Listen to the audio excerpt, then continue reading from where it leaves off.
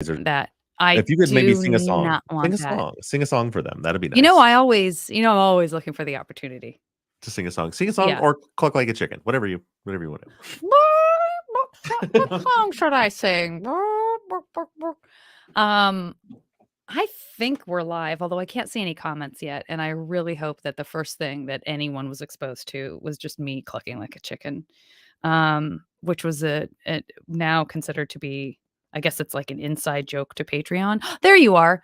Hi, Danielle. Hey, Chantel. Hey, Kathy and Richard. You guys can guess where Bob is. Maybe I would be there too myself, but we are still waiting for Zach to get here. So I'm holding down the fort while he does his business. And I think that might be the first time I've ever used that term to describe anyone but my dog peeing. Usually I'm just talking about a dog if I say they're doing their business. Hi, Jim. Hi, Chris. Hi, Susan. Hi, Grayson. Yeah, we've now established a weird inside Patreon joke that instead of saying or ah when I'm thinking, I cluck like a chicken. But we just edit all of that out so that no one has to hear me pontificating and clucking. So that's what that is. But I it's figured worth a listen. I was going to tell you, don't explain it. I just want the I YouTube shouldn't audience have. to come into you clucking for some I reason. shouldn't have. And then I got insecure and felt like I had to explain it. I couldn't live with it. I couldn't live with it. I need to send Squizzing. Yeah, Zach he was squizzing. an Oh, invite halftime. to Oh, this. Nick's dipping in because it's the halftime of the Kentucky game, so he can join for a bit. Is there still football? I thought the national championship was Aw. yesterday, and that's the end of Hi, Veronica. football. Rock Safe Michigan Cruise. won the national championship, by Oh, the my way. clock. Oh, yeah. Wait, you didn't want Michigan to win. No, I do not care for Yeah. them. Amy, don't worry. The whole point, like I explained something that Bob, it turns out, did not want me to explain at all. So you're just continuing the trend that he was actually hoping for, which is that no one would understand why I was clucking like a Yeah. chicken I when just they first came in. when I walked out to take my squiz and I could hear you through the headphones clucking like a chicken, I thought, that's fun. The YouTube people have no idea what's happening. Correct. Which was, let's face it, exciting for me. Yeah. To imagine. I'm just looking for my little I did a little more futzing with the reply brief and shortened some stuff before I came over, but let's have a look because I sent it to myself and now I don't know where it is. Here it is. And Zach's coaching softball?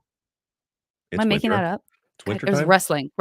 Wrestling. He's coaching wrestling. Yeah. I was thinking of your daughter. I was thinking of Bella for a second. No. It's Let's go read. 35. Oh, Spartans, Ravens.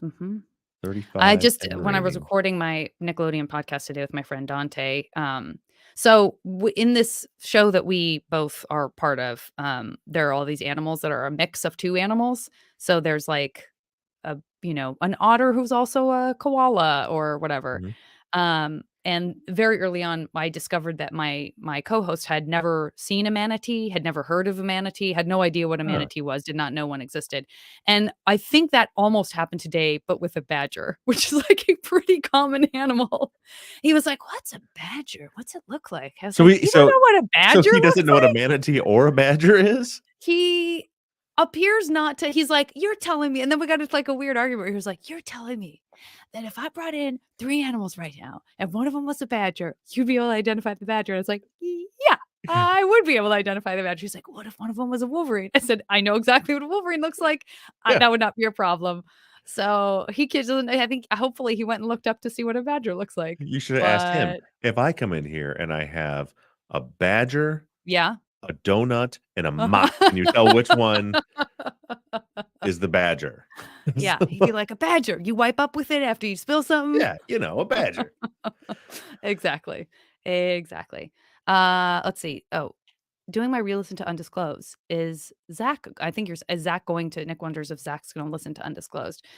I mean, that's tough. Well, actually, I guess I guess you could. You could start at Undisclosed and never listen to Serial. I But had they some sort of talk people about it as if they assume you've listened to Serial also. Everyone comes at it like you've listened to Serial, Well, there were right? some people that somebody made a post about it or emailed me or something that was like, Zach really needs to listen to Serial, and I know you want him to be unbiased and go through this.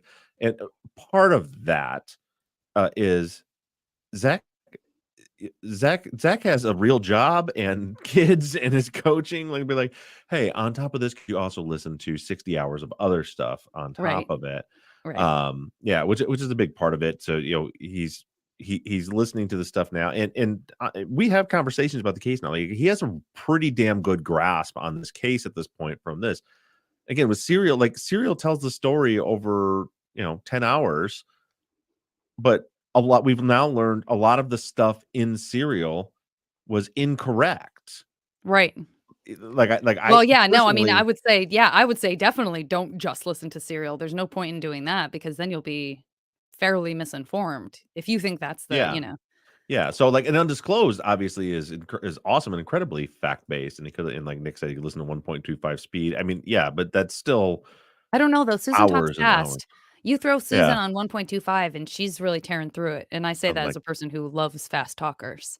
yeah, yeah. That'd be tough to listen to, but I mean, it's still hours and hours and hours. And like I said, if he wants to like deep dive further into the case, then absolutely I would direct him to undisclosed, or even some people such as like our season one. And like, And yeah, that's Rabia's book is so good. I've listened to it like 4 times now yeah, because there's yeah, so much information. all that stuff is good. But for the purpose of what we're doing, which is trying to take, because the whole idea here is right that the prosecutors put out this deep dive into this case to their audience, some of whom didn't know anything about this, and they presented it in a way that convinced all those people that Adnan was guilty.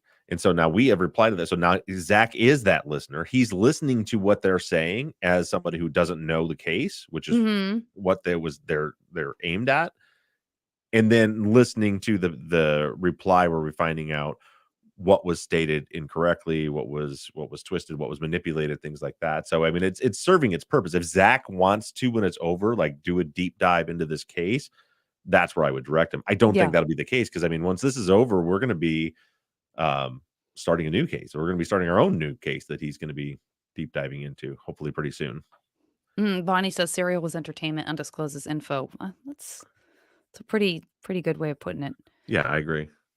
Um, yeah, Carrie's like it's true that there are definitely some things that feel super naive. Well, Rebecca Lavoie and I did a whole episode of someone else's podcast, Brandon's actually, where we just like went off on the idea of just leaving information hanging, dangling out there after millions of people have listened to it and to just let it sort of stand when it would be so easy to just slap down an episode 10, 15 years later and be like, "Hey, if you're listening, if you're just listening to the podcast, like, let me just make some corrections." If you do that and it's it's the New York Times, like the New York Times prints a correction or they Yeah. add something to the website that's like, "Here's all the information that has been amended now that new information is available," rather than just letting it sit there like, "Here it is, the be all end." Well, and So, it's a little tricky. there's like an easy, like I've done it probably 5 times. I don't do it anymore, but I've like 5 times episode 1 of the Serial Dynasty has had a new like introduction piece put into it. Because like I've gone and be like, okay, hey, when you're listening to Yeah, this now, just know that yeah, here's a couple things that I said at this point that was right. later corrected. Yeah, Um, I think I even did that with this series on this, and I did like came out early in the main feed to say, "Hey, I made a mistake about Inez Butler, right. so I want Yes. you guys to know now that Yeah. mistake is coming." Like, Yes, yes. but I mean, it would be as easy as them going back to episode 1 of Serial and being like, "Hey, I'm Sarah Koenig. Thank you guys for checking out Serial. Just want to let you know before you start, couple little things. It's been a lot Right. of years of research. You're going to hear this, this, and this. These are Yeah. some things we corrected. Now enjoy the show." It would be that Yeah. easy. Yeah. 100%. Oh, well. Um, what's up? What else is happening? So I guess I've made that clear, but for those of you who are just joining, we feel like we are about to have Zach, so it would be so cool not to start and then have him join midstream. So we're hoping Yeah. that he'll be able to log in We're, pretty soon. yeah, we're trying to kill a Um, little bit of time 'cause he said 8:15, which is in 4 minutes. yeah. So Or 3 minutes according to my clock, but of course that there is a time difference. yeah, we are in It's Michigan. We are 3 hours and 1 minute behind you. yeah, correct. Yep. Ahead of me. Ahead Wait. of me. Yeah. Wait. Yeah. 2 minutes. You're 59 minutes you're 2 hours and 59 minutes ahead, Right. Yeah. It's because and we're it so close to counts. the time zone line. We're so close here to the That Eastern is why. Central. Yeah. So there's a whole minute thing. Oh, man, I was thinking about that after our last chat, where just imagining being that near a time zone change, and just it makes me cringe every time I think about it. It just seems like such a I pain. told you, like, Such we've a all pain. we were also conditioned that, and like I said, you went through some of that in Arizona because they were the other state, one of the other 3 states total that Yep. that didn't do daylight saving, but that was Well, like and I didn't go through it in the sense that when you're in Arizona, you're just like, "Whatever, everyone else is weird. At least yeah. I know what time it is here always." Oh, no. So, like, here in so we live right, let me turn it right here. Yeah. So, and down here is Indiana. So, Indiana was on our time half the year, Yep, that's Arizona. but then they were an hour behind us the other half of the year. But then just right here, which is still Indiana, but just like No, 2 cities over, they're no. always Central Time. So they're Yep. always in, so you had Michigan Yeah. time, Central Time, and then sometimes Michigan time, sometimes Central Time, all within a 10-minute drive in either No. direction. No. Yeah. That's crazy. So it was always, especially like Zach lives up further north, up in Bridgman, but like I grew up right here, which Yeah. is like right on the border. So everything, everywhere we were going was always usually somewhere in Indiana if we were going to go to, I mean, I South Bend. I thought it was like a swath, like, at least I mean, in the time zones when you imagine it, it seems like something that's that close.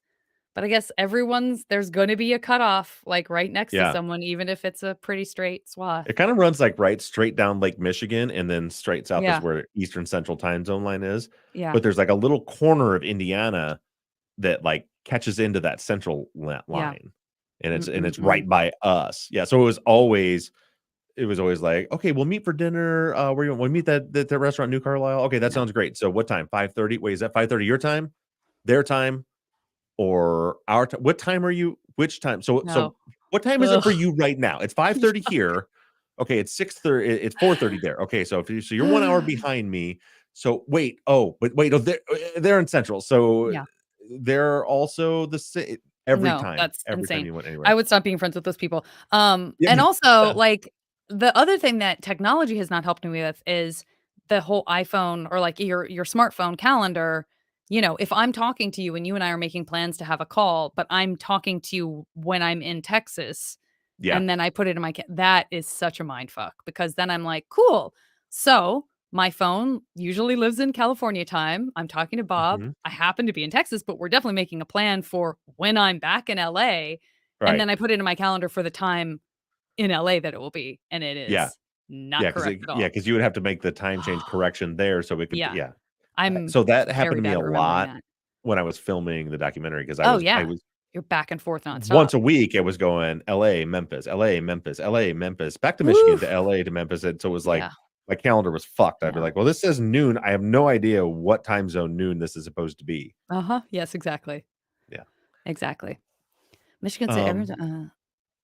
Wait, okay, okay, Kathy says Doug said he will fill in for Zach if you ask nicely, but then below that, Danielle says his name's not Doug. did you ever listen to Off Duty? The old Off Duty? No, I never listened to Off Duty. I listened to Zach and Weave. Bob and Weave. I So listened to Baba Weave. that became it was actually in our intro to the end. So Kathy and that's where Oh, the whole Doug thing came from. Kathy and Don I came up to see. visit and were on, and Kathy was on the show and Don was in the room, and I kept getting his name wrong. I kept calling him Doug, Got it. and then they kept correcting. And like what a beta Mike is most of the time. When he was getting so annoyed with it, I was like, "Listen, even Doug agreed." And I was like arguing with Mike, and Don was on my side. No, and I was like, "Even Doug agrees," and Mike's like, "His name's not Doug." So that was like in our intro. We had like little clips from the That's show great. in the intro. Yeah. And it That's like great. ended with him going, "His name's not Doug.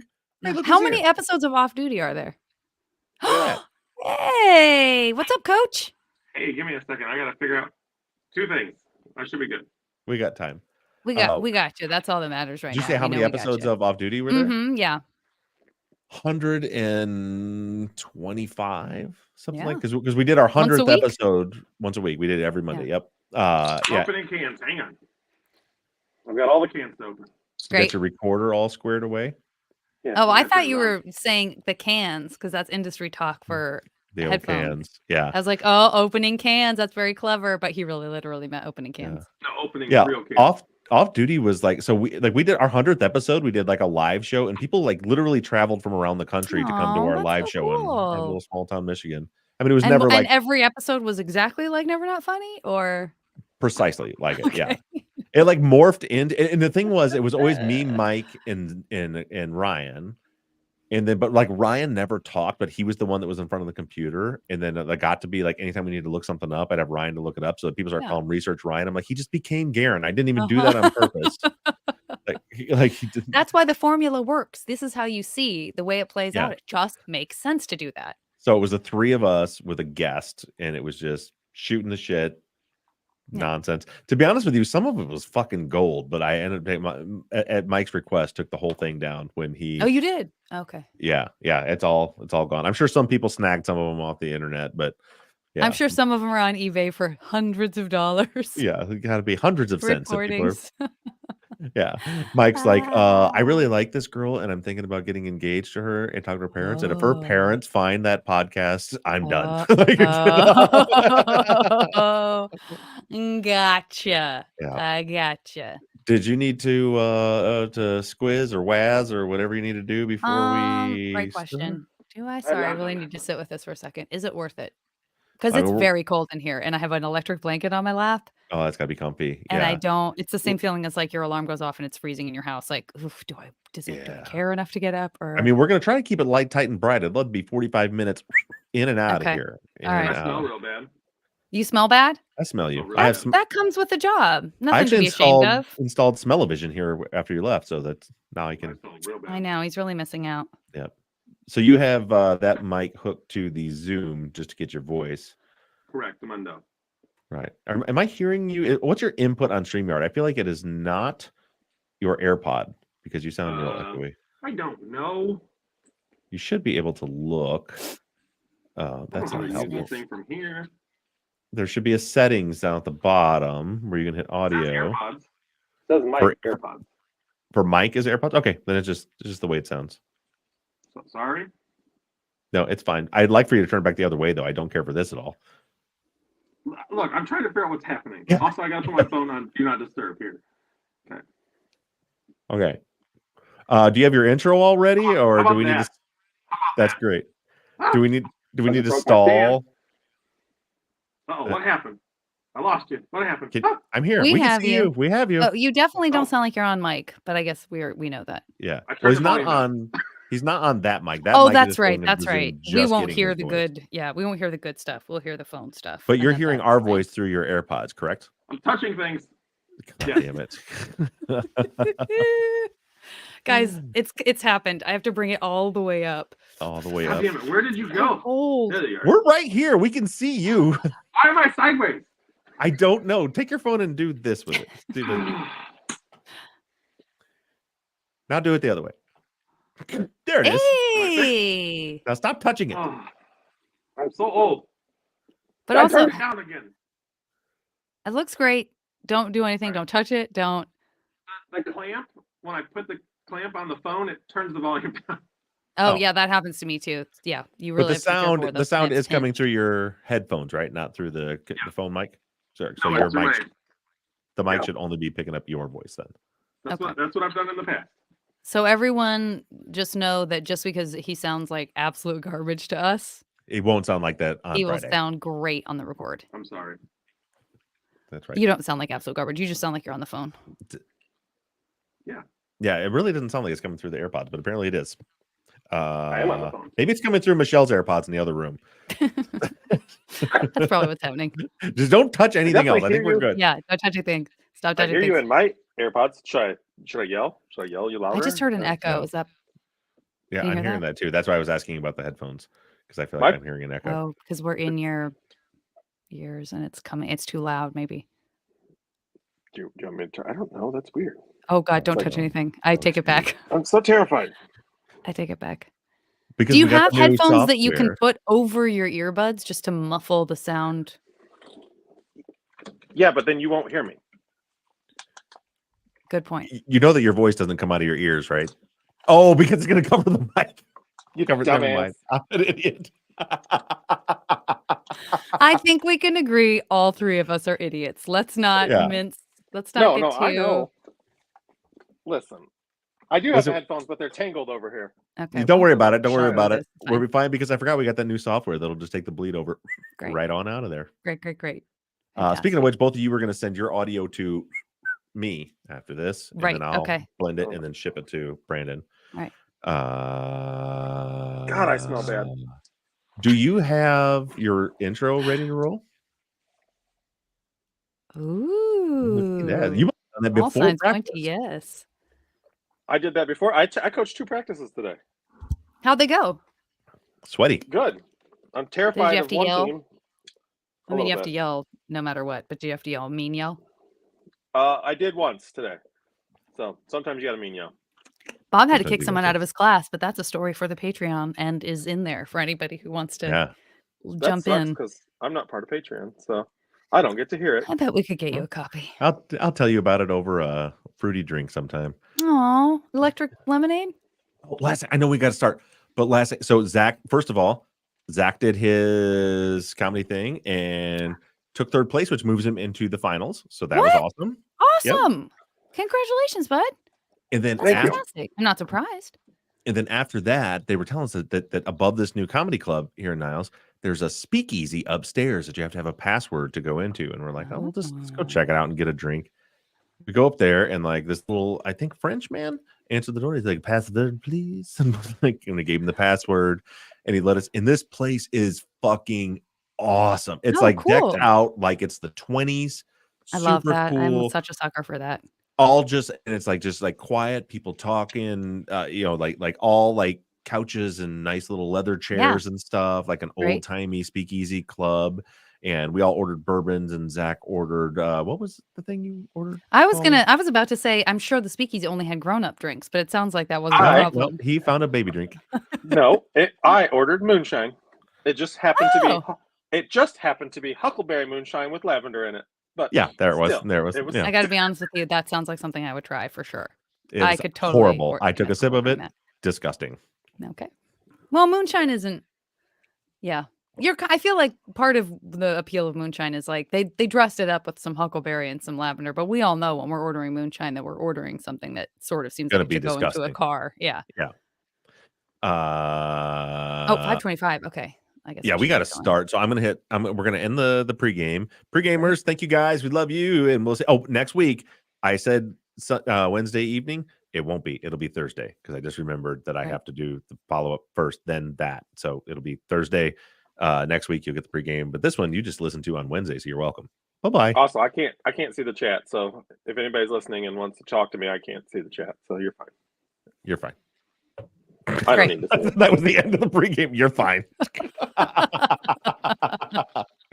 All right.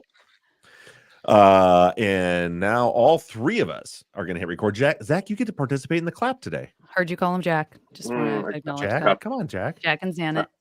I got the clap. And Janet, hopefully you remembered through you having a really busy day working today and then having to throw all this stuff together for me. I don't know, because you just don't care about your time apparently, and you like to in that list, if there's anything in there that's like about the profile, about Don, about theories, that's not for this week. Only J stuff. Yeah.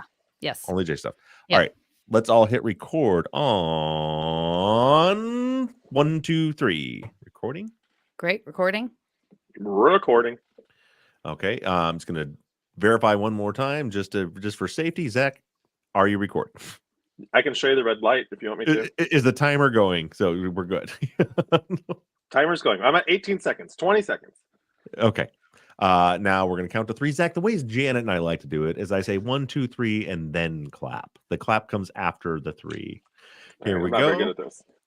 1, 2, 3. That felt great. I feel like I was early. So I felt like You a thought you really were good early? clap. Oh, interesting. early. Okay. No, I think you were fine. You were just fine. Mhm. I And arrived early. It's not you've a been big deal. told by the chat, Zach, to not move your phone. They love where it's at. They love the phone where it's at. And you're up. Ahoy, friends. Thank you for tuning in to Truth and Justice. You are listening to the Friday follow-up for Season 14, The Reply Briefs. This week, we heard the breakdown of the first half of Part 9 of the prosecutor's coverage against Adnan, which was Jay's first official police interview. There was a lot going on in this episode, and joining me this week to discuss all of it is Janet Varney and Bob Ruff. Last names and everything. I huh? know, so I just got to official. real quick, and this will be some fun stuff for you to clean up, Brandon. Zach, is the battery pulled out of that smoke detector behind your head? Yeah. God damn it. Change your battery in your smoke detector. So it stopped beeping. Firefighter. It's Fire beeping chief. for a reason. Arson investigator. Tell you to change the fucking battery. Doesn't beep anymore. Shit. Oh, no. Okay. All right. Alrighty. Thanks everybody. Just a little bit of housekeeping before we get going today. Want to let you guys know, for any of you that listen live on YouTube, next week, or for the next 3 weeks, we're not going to be recording on Tuesday evenings. We're going to be recording on Wednesday afternoons, and then we'll have to see from there, because if we continue doing that while Zach's coaching, or how that's going to work. But for definitely the next 3 weeks, I might have said the time wrong last week. It was never really established whether I did or not, but the discussion definitely came up during the edit. We will be recording live on YouTube at 4 p.m. Eastern time. So we're going to start our pregame show at 3 p.m. Eastern time, and then we will go live on YouTube at 4 p.m. Eastern time on Wednesday. Did I get that right, Janet? Sounds perfectly right to me. Okay, that's the plan. Why'd you ask her? Why didn't you ask me? Because she was the one texting me telling me that she was sure that I had messed it up last week. Oh, okay. So yeah, Correct. and you probably weren't paying attention. Also, next week, speaking of Janet will be on assignment next week, so it's going to be just me and Zach. It's going to be the Bob and Zach show, a little Bob and Weave action for next week's. Nice. Nothing wrong with that.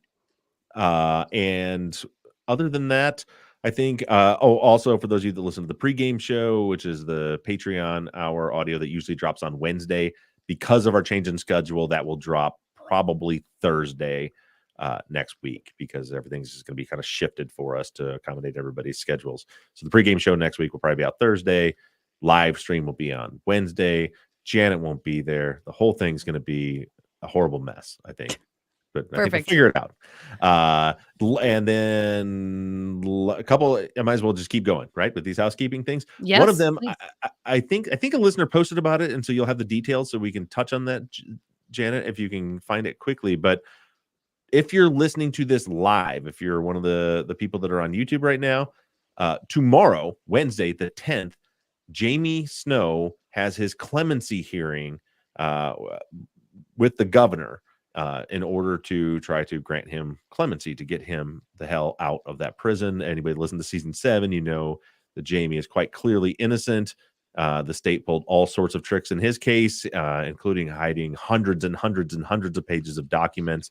And the Exoneration Project's been working on this case for a long time, and trying to just get him granted clemency through the governor's office. So anybody, and that is open to the public. So those details, they are pinned to the Facebook page as a featured post that have all the details. I don't know if, Jan, if you have real handy. Oh, hang on, it's right here. It's right in front of me. Jamie Snow's clemency hearing is tomorrow at 9 a.m. Central Time.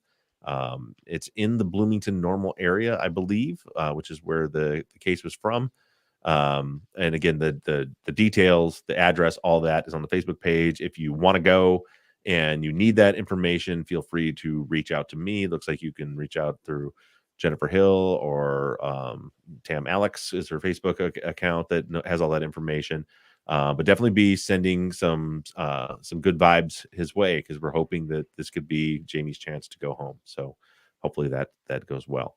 And lastly, I know that on Patreon, we just finished the series finale of the Reply Brief series. And on the main feed, you guys are still about 6 weeks behind before we get to that point. But the people on Patreon have all said, awesome, this is great. And they want to know when we're going to start the next case. And the hope is that when we finish this series on the main feed, then I still want to do the episode with Bob Mata to come on and talk about it. And hopefully after that, we will start the new case. Where we're at with that, I talked to someone from the document, or the case selection team yesterday, and they have narrowed things down to where each individual researcher is doing a deep dive into a particular case to see which ones are going to make the final list. It was fun to find out when I sent them the case I'd mentioned a while back that Captain from True Crime Garage had sent me a case to look at that somebody reached out to him about that he thought was a good one. I looked it over, kind of a cursory look. It does look like it would be a good case. I sent that to the document selection team only to find out that case was already one that they had in their final list. So we're getting closer there. So that should be coming. The new season there should be coming out very soon. And lastly, for you patrons who are listening to this follow-up and wondering what's going on now that the reply brief is over on Patreon, we're still going to continue to put out content for you on Sunday. This Sunday, you will have an option to either have the audio or the video or both of our How to Prove Adnan is Innocent in 30 minutes or left panel, the hour that we did at Obsessed Fest. So that will come out in your audio feed if you just want to listen. At the same time at 6 a.m. on Sunday, it will come out also as a video if you want to watch it. So that will be available to you patrons.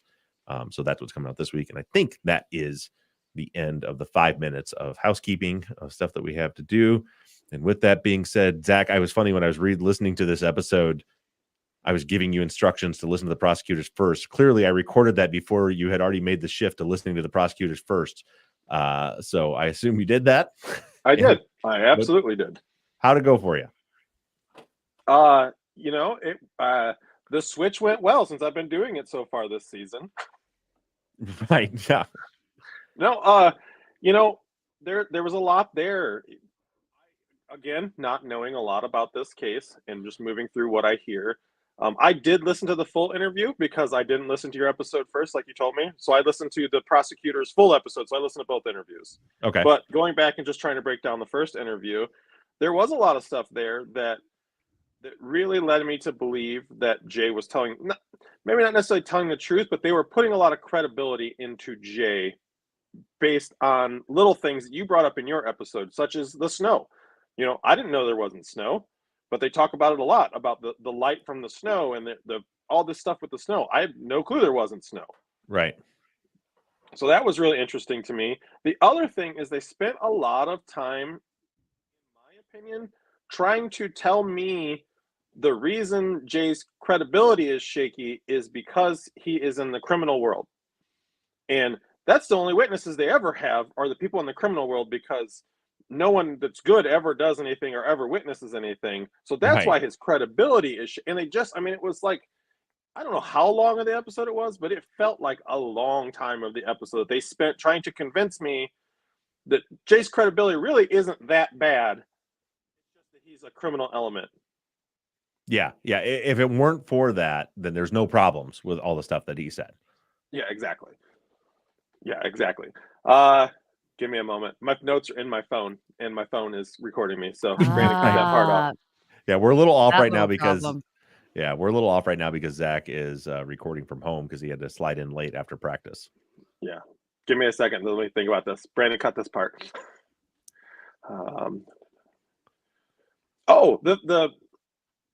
So the other thing you brought up in your episode again that really surprised me that I did not think of, but they portrayed as totally feasible, was the idea of the red gloves.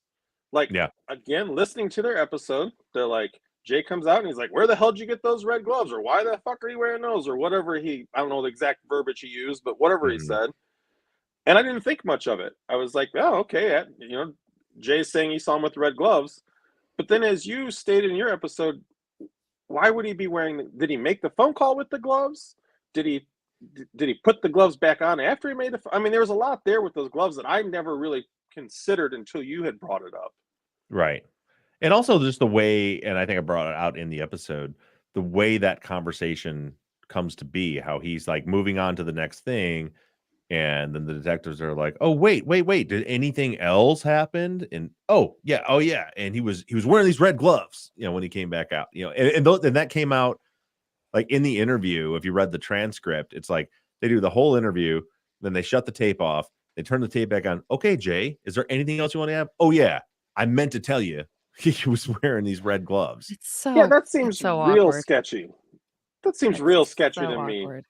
Mhm. What about the probably thing? Because that's always been something that's a tough one, but that is like that really stands out in this Yeah, that episode for me. The like he was probably da da da like, oh my god, that couldn't sound more hypothetical. Could Yeah. not sound more hypothetical. Yeah, he was like, he probably would have been whatever, like calm and collected. And it's like, yeah. yeah, and that joke for me when I was like listening to it again and going and reading it, not just like reading it, but for its context, but doing a statement analysis. Those are things I'm like, what do you mean he probably would have been? You were there. That's not how you describe something when you were there. Yeah, that's another one that it's full of them. And the second interview is even more. It gets way worse because in the second, as we discussed last week on the follow up, you have, and I've thought a lot about this since then. I don't remember who asked the question, but it kind of triggered this conversation about like, well, why do they keep sticking to the 3:45 time when it doesn't fit the call records, and why do they stick with Best Buy when that doesn't fit? When Jay told a different story, and to me, like it occurred to me during that conversation that it's well because if Jen has a lawyer and is not, as I said, playing the game. And she came in and just said, well, this is what Jay told me and puts this stuff out there. Now, and this is what time this happened. And this is how these things happen. They are stuck with that. So, and that makes what you're going to hear next week, Zach, which I didn't really think about that part of it when I was doing the next episode. But so that's not in there. But it's like you're hearing not only are they trying to change his story to match the records, they're also trying to change his story to better line up with Jen's because they can't change Jen's. While we're talking about Jen, real quick, last week's episode brought up a discussion on Facebook. Somebody made a long post about why they think Adnan's guilty and they can believe Jay or whatever. But through that conversation, they said Jen presented guilty knowledge because she said in her first interview that Hay was strangled. Well, so if she, so she's showing guilty knowledge, and they had said that she said that she had heard from this Nicole person, or that she had told this Nicole person. Remember Nicole from her interview from a Sure. couple weeks ago?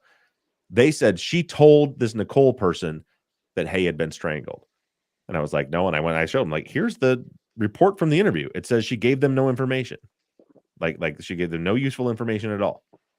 And then they said, well, it was from, and Richard, who's in the chat here, was part of that conversation too. And did a real good job. He's actually the one that found the document. But they were like, Richard said, no, it was mentioned in the pre-interview notes, in the handwritten notes from the 26, or just the interview notes, not the report.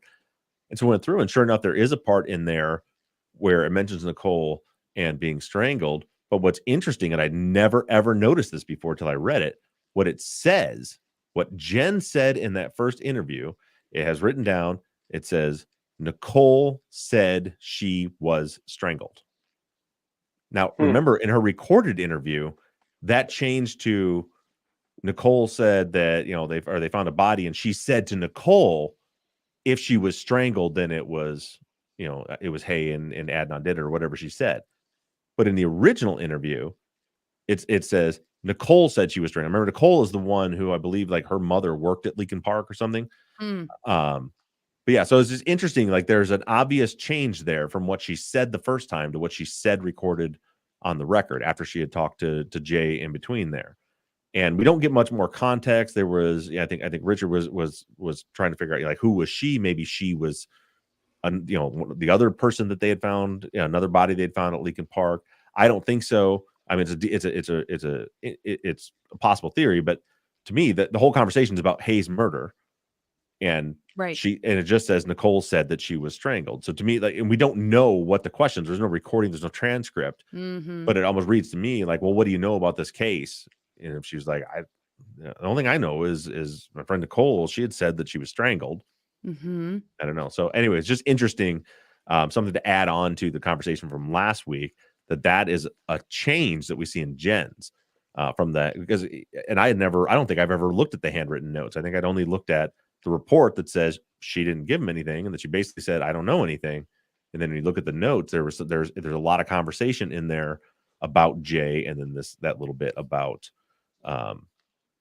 that little bit about Nicole saying that.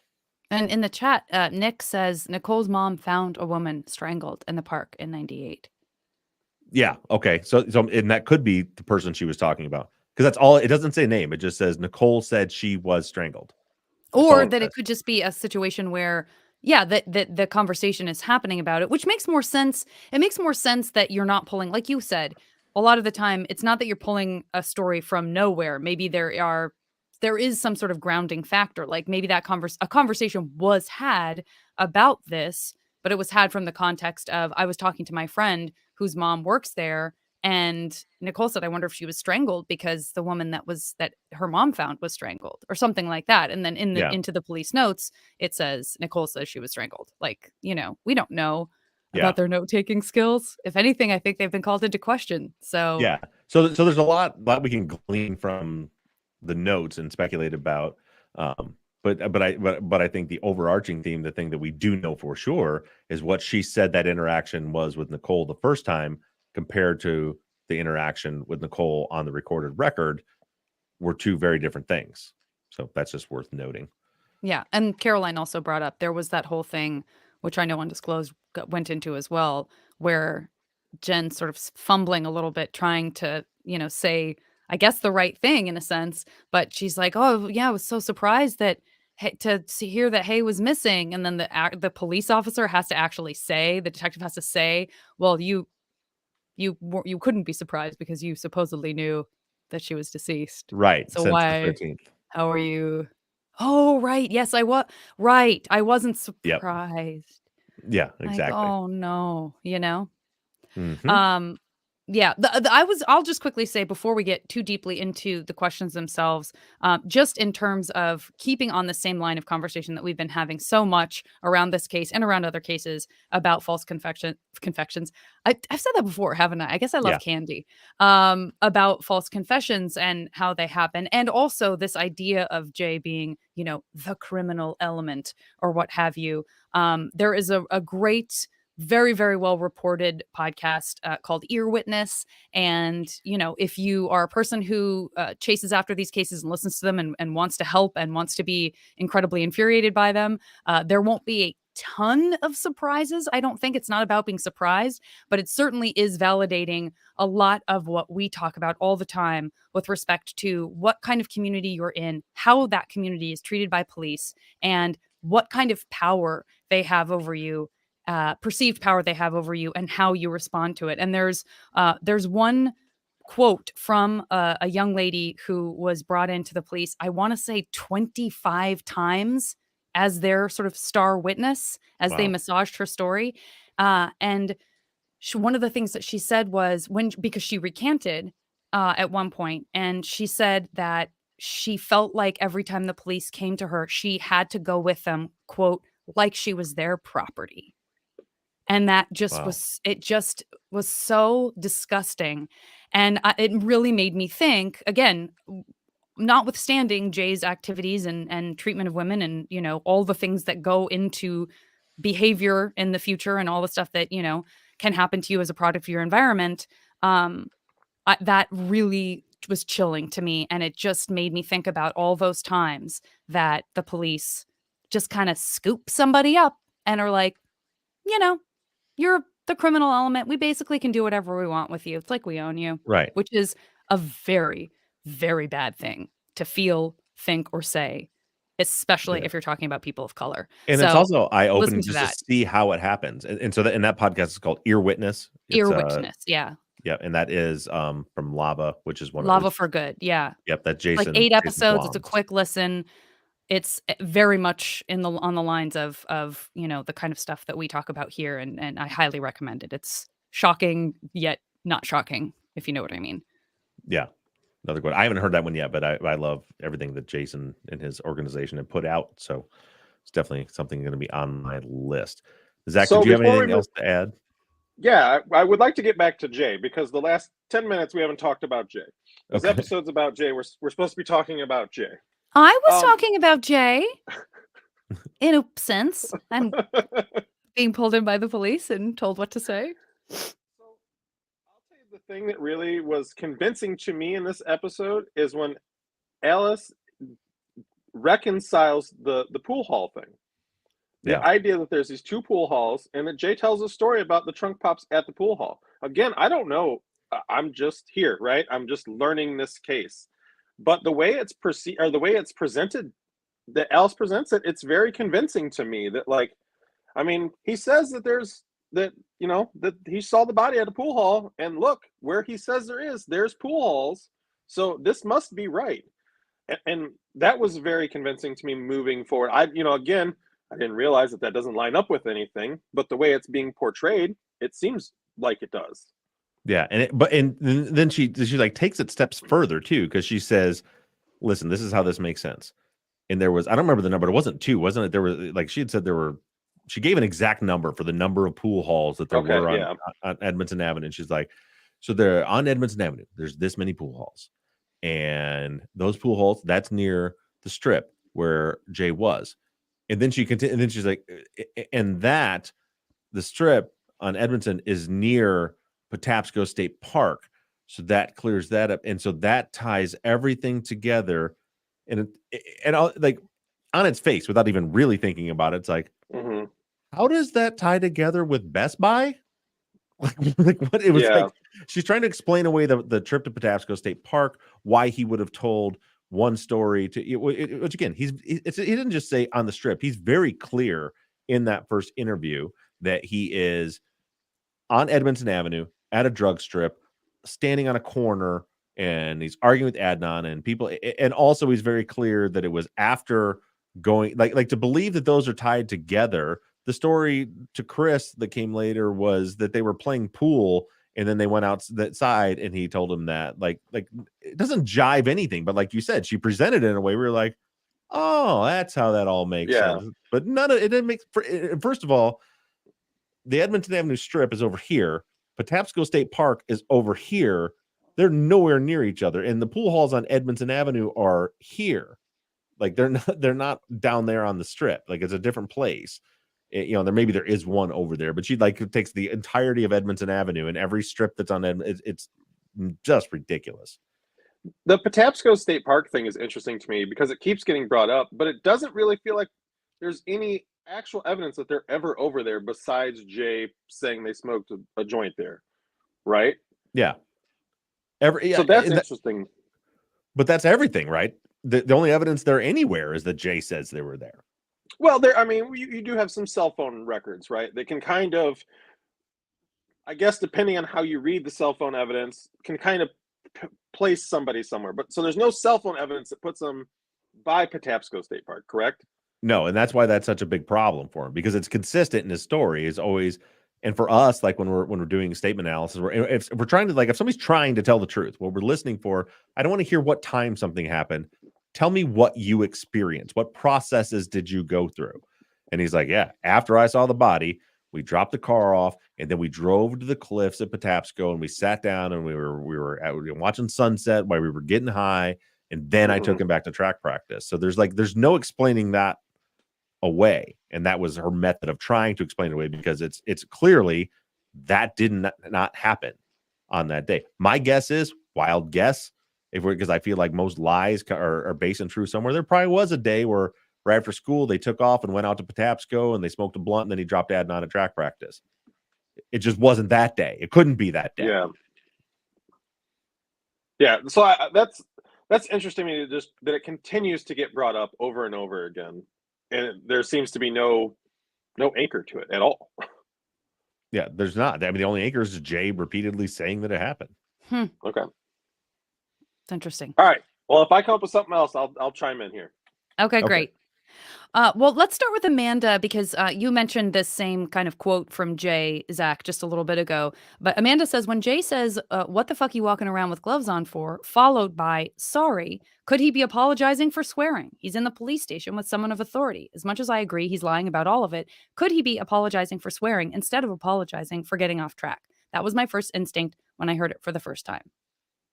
I don't think so. I mean, he swears all the time. I mean, throughout these interviews, and it becomes far more apparent in the next episode. In his second interview, the I'm sorry's and the yas become far more apparent. So it seems like in this first one, where we get an absolute impossible story, everyone agrees is impossible. Um, he's trying to put the story out himself. It seems, my opinion is, he's been given enough information to try to craft a story. He's just telling the story. There's only a few points where he's got some bullet points that he's missed or he has to come back to, but for the most part, he's trying to tell the story. In the second, and that's when it's when you tie the two together, right? So then you listen to the next episode that we'll be talking about next week. That's when at this point, again, not my opinion, this is what they testified to. The police have presented him in the second interview with the cell phone records, and they're using those records to correct his story. As they put it, his memory got better when he saw the cell phone records, and he made some changes that better matched the cell phone records. So now and we have the document, the Jay's chronology document that they're working off of, that they say didn't exist. They didn't put together until after the interview. But when he's going through that one, then you hear it constantly. I mean, dozens of times in that interview where he starts to say something, and then you hear, and that's the episode where, Susan Simpson heard the taps. You certainly hear the taps if you hear the audio, but then you can also hear it. You can read it. You can read the problems where he reacts to something. He starts to say something. He stops, pause, and goes, "Oh, oops," or "Oh, sorry," or "Oh, yeah," and goes back. So it's very clear he's reacting to something. So when you take that and then you compare those same instances in the first interview, you can see it's the same type of thing. He's reacting to something that they're doing and then changing the story to make that fit. But I don't think that it's from him swearing, because he swears many times. I think even the cops are swearing. He's swearing. Everybody's swearing. Nobody's worried about, when they're talking about a murder, about using the F word. But that being said, Amanda, I don't blame you for having that instinct, because again, the reasonable thing would be for a person to, be telling the truth and to apologize for cursing in front of police officers. Like, that makes sense. But sadly, in this scenario, it actually makes less sense than the much Yeah. more egregious, shocking stuff that's like, oh my God, this is all part of this big, manipulation. Yeah. And and for sure, it's a good thought. That's just, in my opinion, I don't think that's what's going on there. Right. Kathy says, I think on the other podcast, that they said that maybe Jay knew Hay because he sat next to her in biology. But Kathy's like, how does this work if she was a magnet student and he wasn't? Like, where did that piece of information come from? Because I didn't listen to their podcast, and I don't know if I've ever heard that. So I'm not sure where. I'm sure it came from somewhere, but I just am not familiar Yeah, I with. don't know. I think it might be something Jay said sometime. I couldn't tell you. It's there's so many other important lies to focus on. It's hard to dig into that one and find out. Maybe because Jay was a class ahead of them, so maybe because she was a magnet student, she was taking more advanced classes, and there was an overlap there because of that. I don't know. Yeah, I was just about to ask about Jay's age, because they do say in that episode a few times, or at least they're quoting Jay about being in class with them or something, but then he's not in school all day. So I didn't know exactly where his age fell compared to them. Yeah, he is a year older than them. He's not in Okay. school anymore at this point. And how old is he when this questioning is happening? Just for 19, I think. 19, 20? Yeah, I think he's 19. Okay. Laura says, in a normal situation, would it be standard for police to have had Jay take a polygraph if things were happening the way they claim they were? This episode also sparked the thought of, why didn't police put a wire on Jay to get it on talking about the murder? Is that something a good investigator would have done in this situation? The polygraph, I don't know. So we obviously have they gave Sellers a polygraph. It seems to me they did that in order to clear him. I don't know what their standard procedure was. If they gave Sellers a polygraph, then it seems like they think that is supposed to be a tool that is useful. So maybe be good. But obviously, I think they knew that he was lying. So certainly they wouldn't want to give him a polygraph. But more evident of that is the follow up to that question, which is the wire. Absolutely. To me, yeah, the smart thing to do when you have this guy that's saying this other person did it, in order to try to solidify your case, if it were me, yeah, I would have him, have him call Adnan, have him wear a wire, anything like that. In Maryland, they would have to have a warrant for that. I believe it's a two-party state. So but I certainly think, based on his statement, that would be enough evidence to get the warrant to do that, and they didn't do that. So they certainly, you can at least say this. They certainly did not take the step. Anytime there's a time where they could have taken a step that would have helped them prove what actually happened here, they didn't take it. So, like, could they have given Jay a polygraph? Yes, but they didn't. Could they have had Jay wear a wire or tap a phone call where he calls Adnan? They could have. They didn't. Could they have interviewed Nicole to see what that conversation really was and try to verify Jen's story? They could have. They didn't. Could they have interviewed Chris to do the same thing for Jay? They could have. They didn't. Like, so that's just one of the reasons, of the many reasons why it seems that they knew, that Ritz and McGillivray knew that Jay was not telling them the truth. And so they didn't want to go out seeking. It doesn't make sense to me that they wouldn't take those steps to seal the deal, something to bolster their case. Any one of those things, if Jay was lying, or Jen was lying, or both, and they tried to verify their stories, then those would have backfired horribly and it would have ruined their case. So they either didn't do them, or they did do them and we don't have them. Or you have to believe that they just didn't care for some reason. Remind me, did they speak to Jen's brother, Mark? I don't think they did. Don't quote me on that. I'll have to look that up, but I don't believe they spoke with Mark. But the person who was ostensibly also there playing video games with Jay that day.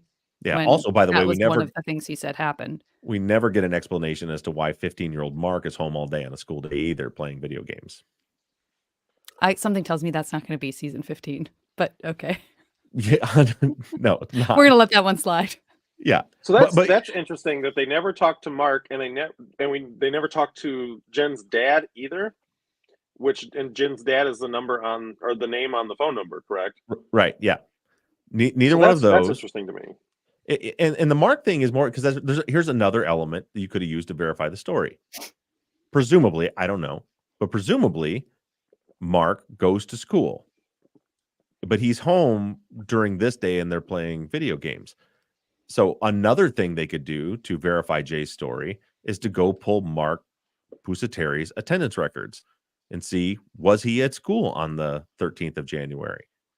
Because, what I would suspect, based on what I believe about this case, I think you might find, Mark Pusateri was off on Wednesday the 27th or whatever day. There's the one day he was home. So like I said, most of the time, if somebody's creating a story, there's some base that they're drawing on something that happened. And by the way, I'm not saying that Jay just thinks that was the day, but just like, what'd you do? Oh, I went, and you say, well, there was a day when I had the phone and I went in the car and I went and hung out with Mark. So I said it was Mark, but that's another thing they could have verified and they didn't. Real quick in the chat, and I'm trusting the chat. I will try and verify this for next week. But Caroline in the chat says that Jen said that she had dropped Mark off at school. Is that in her interview, Caroline? Because that creates another problem, right? Like you see how the more you dig, as I've said from season 1, when you're looking at a case and the prosecution gets a conviction, if you look closer, if they have the right person, as you put a microscope on the case and you look closer and you dig into little details and pull little threads in the case should get stronger. You should look at more evidence closer, and it's like, oh, yep, that solidifies it for me. When you pull that thread and everything starts to unravel like this, and Caroline says yes, that's in her interview. She says he went to an alternative school. Definitely could have been a half day. We don't know that, I assume, but it's on the January 27th transcript. So I'll double check that. But yeah, so you got Jen dropped him off. If Jen dropped him off at school, isn't it Jen's job to pick him up from school? I don't know. All very interesting. But yeah. So Gretchen says a few things seem off to me. The first one she lists is, what 17-year-old uses the term Jersey wall? Gretchen says she had to look up what that was. Wouldn't he use the term chain link fences? I got to be honest with you. I still don't know what a Jersey wall is. Is it a chain link fence? Tell me. No, it's not. It's a Jersey barrier, or the big concrete barriers you see on the highway. Yeah, stanchion, kind of long. Yeah, barriers. Yeah, there's those. It's especially like they're doing like work on the interstate and they're dividing two lanes. They're all like 8 feet long and they just put a series of them in. Oh, Yeah, I don't God, know I why would they not call know it a that name Jersey to wall. save my life. Or they call it Jersey barrier usually. Maybe I said Yeah, wrong. Yeah. I've never heard of that, but it could just be vernacular from there too, as It's well. not just from there. I know it from firefighting world and working on accidents on the highway and stuff. We always called them Jersey barriers Yeah. because it was like to get a fire truck. If there was like an accident on the southbound lane and you got to go north, you have to go past the Jersey barriers to where you can cut across to get back over to it. Okay. Huh. And then Gretchen has a few different things, but just in the interest of time and because we have a few more comments from other folks, I'm going to kind of cherry pick. I'm sorry about that, Gretchen. But and then Gretchen also says, if Jen told the police where Hayes' car was, why isn't there evidence of them sending an officer out there right then to confirm her story? Like, wouldn't all of that be part of a process before they went to pick up Jay? Um, is This is just off the record, just so I can Yeah. because I missed something. What was the beginning of that? That if Jen had knowledge of where Hayes' car was, right? Oh, Because okay, isn't that I part of got it the now. argument? Yeah. I got it now. Okay, Then how is it that that sort of all kind yeah, of feels after the fact instead of like, so we stopped everything we were doing. yeah. Um, Yeah, so Jen didn't. In Jen's interview, she said she didn't know anything about the car. They specifically asked her about the car, and she said, I don't know anything about the car. She didn't know about them moving the car. They didn't know about them dropping off the car. She didn't know there was another car. She didn't know anything about it. If that was a typo, and you mean, then why didn't they drop things when Jay said it? Then But that's a didn't good they question. say, even though it's not in her interview, I thought that they said, and Jen also had knowledge of where the car was. I thought they put in a report something that was Oh, yeah, there's that. provably false. So if they're going to the trouble of saying like, "Oh, by the way, she knew where the car was," but they have provided zero evidence, not just within the interview itself, but like even offline, there's no evidence that they went anywhere with that information at all. Like, No, yeah, and that there it's not even that vague. So in her interview, in the transcript, that we can see what she actually said. She said she doesn't know anything about the car. Then when they wrote the report about that interview, it says Jen said the car was on Edgewood Avenue. yeah, Like the block was wrong. Like it said like the 500 block and it was the 300 block or whatever it was, but it was like right there in that neighborhood. It says in the report that she said that, even though we know for a fact that she there did you go. not say that. Yeah. There you go. Sue says, do I remember correctly that Bob and possibly Zach, she's not sure, went to the burial site at about 7 p.m. on about January 13th a couple of years ago and found it was so pitch dark there that Jay's story was absolutely impossible. She's been listening to old episodes, so a couple of years is relative. She's not sure. Yeah, so it was 8 years ago. It was Couple it was years. it was before Zach. I was during season 1. It was not so yes, I've been to the burial site, and yes, I did an experiment to see how well you could see in the woods on a night on a night with the exact same conditions as far as moonrise and all that stuff. But I did not go to the burial site on January 13th. So back during season 1, I found that there's a spot, there's a little similar type park outside of the town of Buchanan, Michigan, little, the town there. And it's kind of like the same equidistance from where like the city lights and stuff are. And so it was just a night where I want to say it was more in the fall, but it was like the sunset time was the Mm-hmm. same. It Mm-hmm. was like the sun was setting at like 5 o'clock, and the moonrise wasn't until like 2 in the morning. Those conditions were the same. So at around 7 o'clock, I went out, parked my truck. I think I live streamed back on. Do you remember Periscope? I think I live streamed it on Periscope. I remember that. Yeah. Um, yeah, I went out to see, like, okay, can you see, like, you could see some of the city lights coming. They're not too far away, but that, like, I got out and tried to like walk in the woods, and it was so you couldn't see your hand in front of your face. You couldn't see Wow. anything. But that was not at the graves. I did go to the burial site then later when I went out to Baltimore to check out some of these places. But I did not go out there in the dark.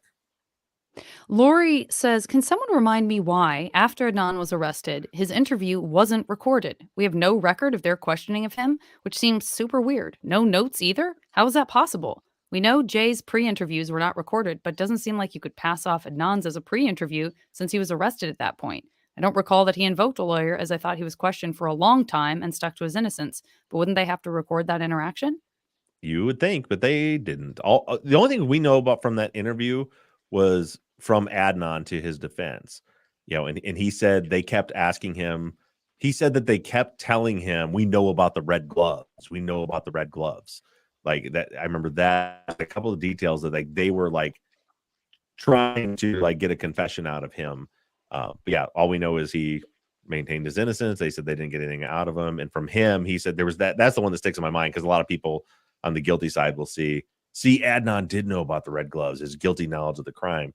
And again, first of all, there's no evidence anybody's wearing any red gloves. And what he was saying was they kept saying to him, "We know about the red gloves," and as part of their, "We got you, we know you did it" type thing. Tony says, not so much of a question, but something to discuss.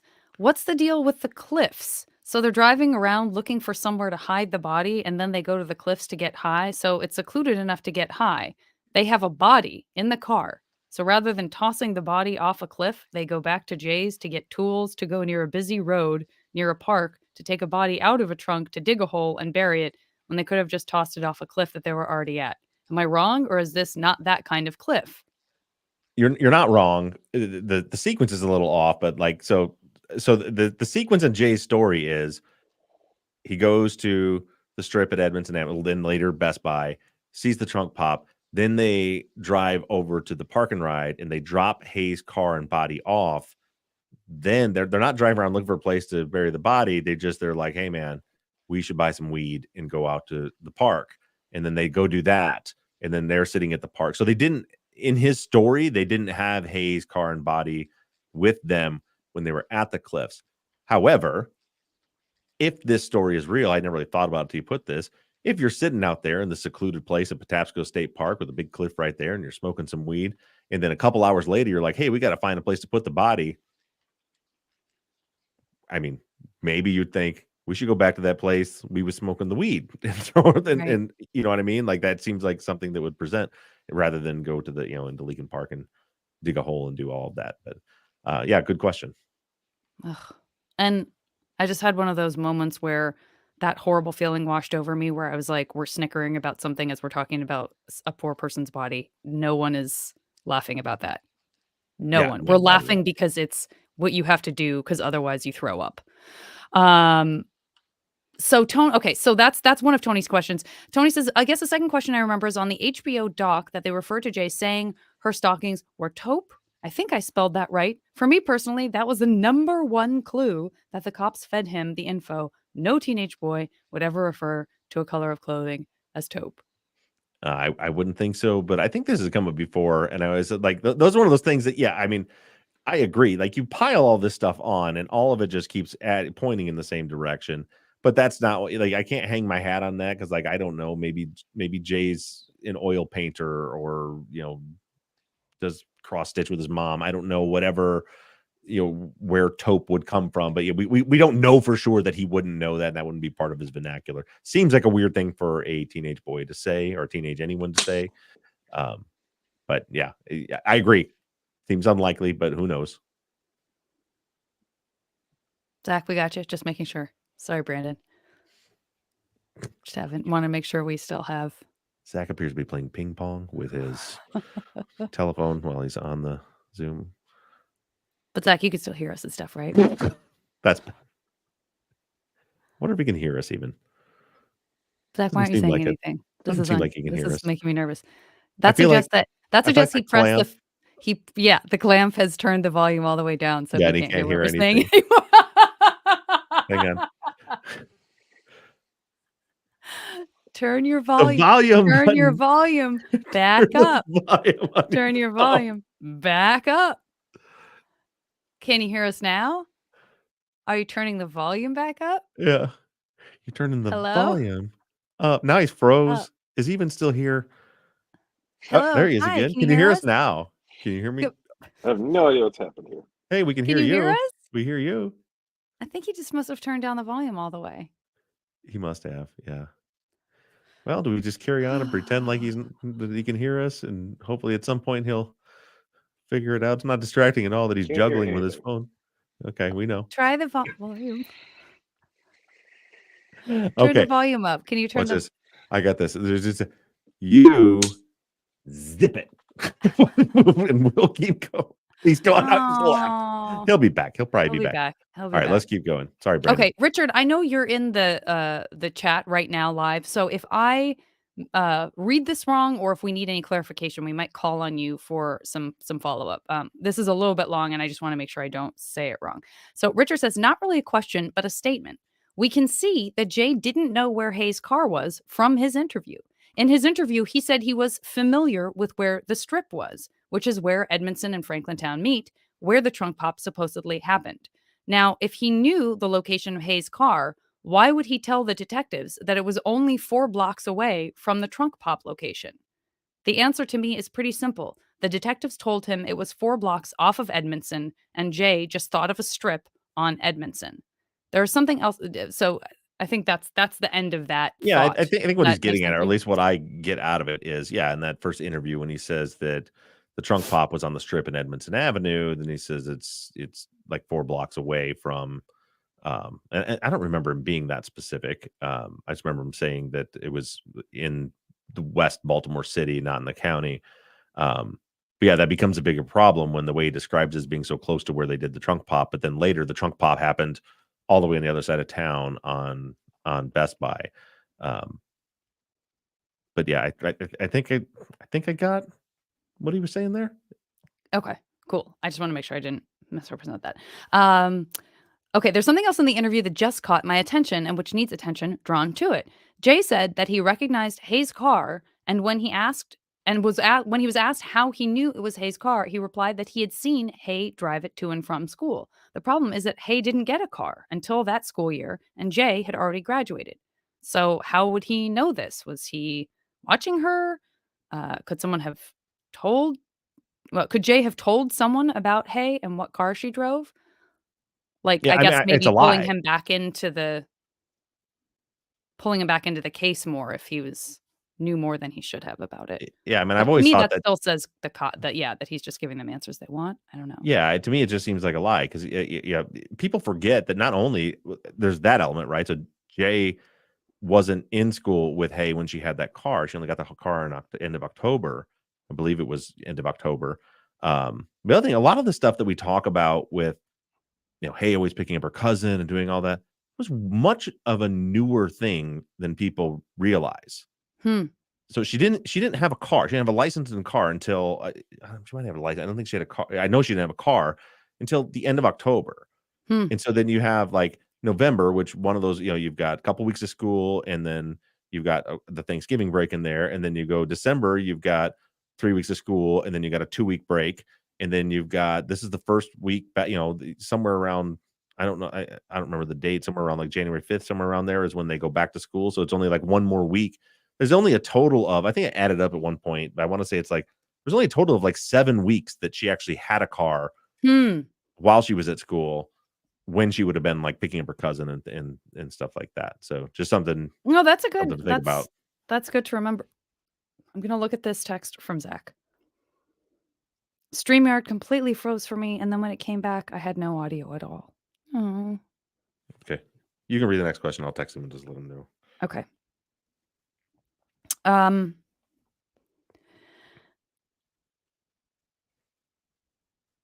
Okay. Kim H says, tap tap. Oh, I'm sorry.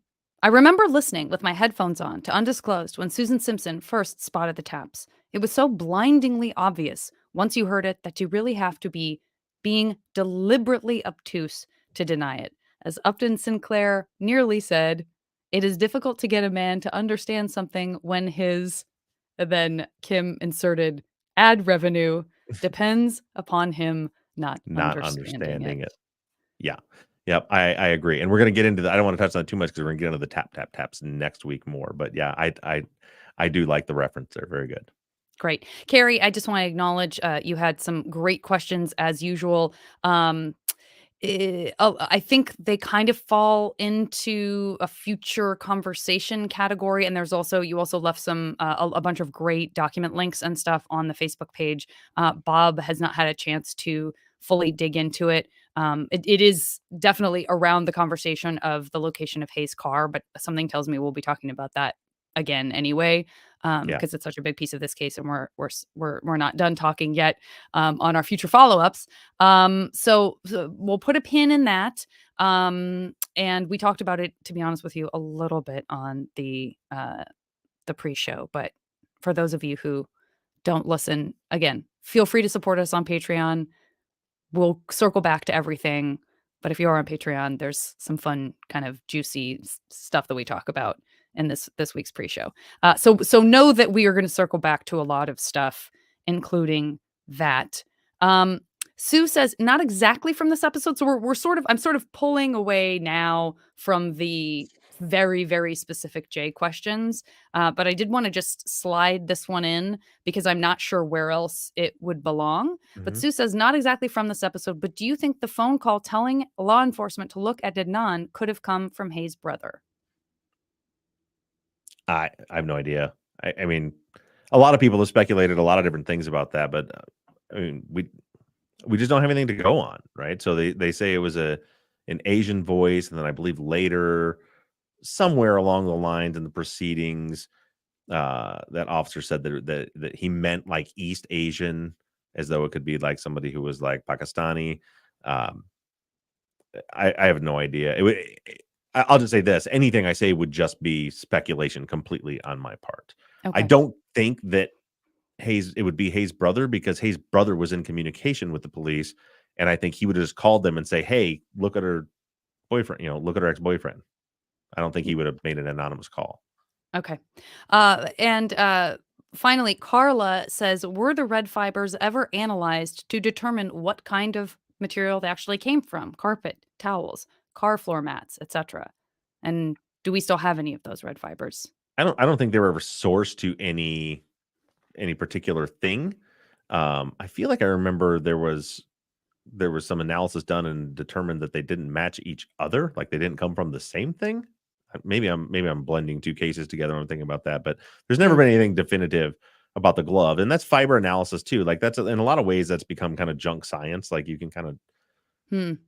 make something out of nothing with that. I mean, but what we do know is those fibers weren't matched to some pair of gloves that Adnan owns. Right. There's Right. never been any evidence that he owned a pair. Like none of that stuff's ever been proven. To me, the more interesting part about it is the hairs that were found in her body that Mm-hmm. didn't match. That's where I want the DNA testing done. There's hair from somebody that was on her body in that grave that we know wasn't Adnan's. We know it wasn't Hayes. We know it wasn't Jay's. And now the technology would allow us, even without the root, to do DNA testing on it. So that to me is where all of my attention is at. Got it. And I just want to acknowledge folks that are, I totally get it. You're so excited about the Patreon place that we are at with the 13 and 14 parts that have been rolling in, and you have questions and they're burning questions and you're sliding them in to these follow-ups, but I just am not addressing them. And that is because we can't do it yet. So I'm seeing them. I appreciate them. Carla, I know there was a second part to the question that I just asked for you that I'm not asking for, I think, reasons you probably understand yourself, Carla. But just know that is, I'm not meaning to be a jerk and not ask any of the questions, but I can't ask any of those questions about upcoming ones. That's not what this follow-up is. I can't. Don't at me. We'll get to him. We'll get to him. We'll get to them. We will get to them. I'm so sorry that we didn't get Zach back, although in our group text, Bob says he's going to fake his Zach's voice for the goodbye. Can't wait to hear that. And I But now also want you've to, ruined it. yeah, I'm so sorry. Go ahead and cut that out if you want to. Also want to acknowledge, this may not make it in. There's been a lively series of chats happening in our live right now with our YouTube folks about the color taupe and stockings and legs, LEGGS, things that come in those little egg shapes. Mhm. Lively. So you never know what thing is going to strike up a fevered conversation in the live, but I love that this week it's about taupe stockings. So The funny thing is, going back to that, now that I think about it, when people start talking, it's because somebody said maybe his grandma or his mom had him go down to the store and buy, legs size B in taupe. Truthfully, that's not out of the question, because yeah, I remember running into our local grocery store for my I can still tell you, I don't remember the size, but I remember having me grab in the store legs, size whatever in nude. I believe the Yeah. color she wore was nude. Mhm. So if I knew nude is a color of stockings, there's no reason Jay couldn't know that taupe was a color That's of true. stockings. Yep. That's absolutely true. Absolutely true. So that is all we have for this week. Great episode, everyone, except we Yep. lost Zach. Stop telling him I was supposed to fix that. Fine. We're just gonna. I want you guys are all gonna know because I'm just not gonna make this that hard of an edit for Brandon. So we're gonna leave it in, and I'm gonna say thank you everybody for all of your support. Thanks for joining us. It's been a really long day for all of us. It's late, and Zach is gone, but I love you guys. Thank you all so much for everywhere you're supportive of just downloading the episode, watching us on YouTube, participating in the chats, and joining us on Patreon. We appreciate all of it. And make sure you tune in for episode 9 for part 9.5 for the main feed on Sunday. And for you patrons, you're going to get a special audio and video of our panel from Obsessed Fest. And with that, we will talk to you, at least Zach and I will, next week. Thanks, everybody. Bye, guys. That was my Zach. Here's what I just learned. You think Zach sounds exactly like you, except he has a little bit of more sibilant S. That's what I learned. I learned that you think that Zach says, "Bye, guys." And that'll do it. We're going to end the audio right here. I'm going to tell Brandon to just leave all that in. Great. Perfect. I had my mind the whole Let's time. go off the We're just rails. going to play it like Zach was I'm there at the so end. I was just going to sorry. go, I bye, guys. misunderstood. I misunderstood. Understood 7 times. Did you? I didn't see the text until it was A, too late because I was saying it out loud as I was reading it. Listen, And B, you're not going to fool anybody. listen. Nobody's going to think that's him. At the end of every episode, he just goes, "Bye, guys," and yes, would it be the wrong voice? Of course it would. Would anyone notice? Probably not. I'm happy to stay on to pick all of that up and make Brandon deal with it. Nope. If Nope. you think Nope. it's worth it. I don't at all. And in fact, I think it makes a better episode with it all in. I'm going to tell Brandon when you hear Janet read out loud me saying, "No problem." I didn't think you'd actually do it. No I thought you were problem. I'll just joking fake your around. voice. I thought that was a joke. I didn't know it was a plan. Real Oh quick, we my got a couple god. super chats. We got from Devin says, "Hi, Bobbert, Janet, and Zach." Back when he was here, Uh-huh. caught the tail end and completely missed last week. Here's a drink for each one of you: Hold on. bourbon, frou-frou, and juice. Am I getting juice? I think you get the juice. Actually, Yeah, I I would think take the juice. I um, wouldn't get frou-frou, although I might go frou-frou. Devin, we I really wouldn't get appreciate that. I hope what you're sending us Yeah, we are missed you, virtual Devin. drinks, and you don't think that we're going to buy all 3 of those drinks with $5. Because I don't. If so, I can buy some I'm coming juice. to visit you to go hang out at the bar. I feel like there's a 99-cent apple juice out there somewhere with my Yeah, name on it. I'm yeah, fine with it. there probably is. That's great. Thank you so much, Devin. We really appreciate that. And then, and here's her sister, Devin, who is Frou-frou. one penny less than Devin. Danielle, yeah. Then Danielle, frou LOL. So Danielle, you could have just called Devin and told her that. You didn't have to super chat us so she would see it. No, we like that. We're good with that. Yeah. We encourage that. Yeah. Thank you both very much. Yes, because I gotta remember Kathy. Okay, see, there's nothing else in the chat before I let you finally go, probably, and hopefully get some dinner and This, enjoy to it. be honest with you, this is sort of a normal stop time for us lately. So it's not even I bugging me guess that that much. is. I'm I like, really "Yeah, didn't want it 6:30, to that's be. pretty normal." I know, especially when I know you've been like recording all day and you had to drive around. I really badly want to get you out of here. No, it's fine. I Uh, mean, honestly, if I had been doing everything here, then I would have just stared at this same computer screen into the ring light for the entire day. But because I was somewhere else, like this is my first time down at the computer today, So it's all good. right. Awesome. Well, thank you. Oh no, we need to kill more time because look at what happened. Susan was overly generous. Yeah, thank you, Susan, very much for the super chat. She says, "Please explain. Does Oh the yeah. Friday Patreon still have all the parts it used to? I'm sorry for being behind the curve." Yeah. Don't be sorry. What we do is we run the video for the full time from the time we start through the whole pregame, through the whole episode, the whole thing. So if you would just watch the Friday videos, you get everything from beginning to end. The only thing that we did different is for the pre-show up until we start the actual follow-up, the same thing that's on the video, we record that in an audio format too, and then we put that out early for you. So you can hear the pre-show nonsense. It's not a part of the actual episode. You can hear that usually on Wednesday or Thursday. You can hear that a couple days early, just as an audio version. But yeah, on Friday, the full video from beginning to end, like this one right now, is 2 hours and 26 minutes long currently. Yeah. Those still go out on Fridays. They On go and top go. of the follow-up. And Carrie, I saw your comment earlier saying that you are a Patreon member and now you have to figure out how to get access to the bonus stuff. And you can go if you just, even if you don't live in the Patreon app ever again, if you go in onto Patreon, you can get the RSS link and you can plug that in wherever you normally listen to your podcast. So like if you listen on Spotify or if you listen on Apple or whatever, that RSS link will allow you to add that in. And so you'll just have like the pregame, which is I think specifically what you mentioned, that'll just roll right into your feed. Like that's how I listen. It just rolls into my regular feed. Yeah, I am a patron for a few different podcasts, and those you just plug it. It's nice because then just in my Apple Podcast app, it just comes through like a normal episode. Episodes. Yeah, it's great. Super easy. All right, and with that, I think. And Susan, don't ever apologize. We all know Bob is constantly changing stuff. He's trying stuff out. He's swapping and swapping. He's adding. He's never subtracting. But some might say bobbing and weaving. Might say bobbing and weaving. Might say pre-gaming. Not me though. I would never name it pre-game. Yeah, that was Janet's choice to name it pregame.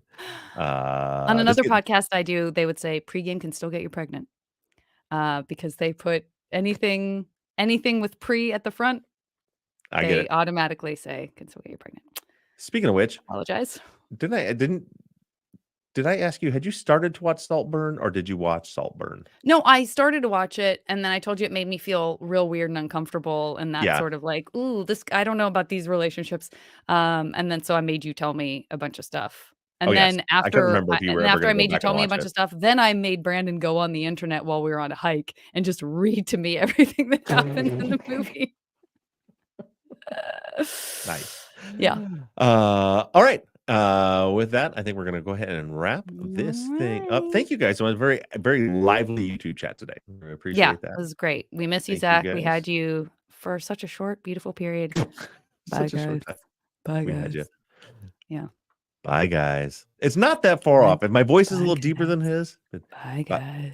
Okay. I'm not. If I fuck with the soundboard, I'll never get it right again. I said, I bet I can make some adjustments. No, don't do it. Okay. And with that, we're gonna end all this. We're just gonna end it right here. Okay. Bye, guys. Bye, guys.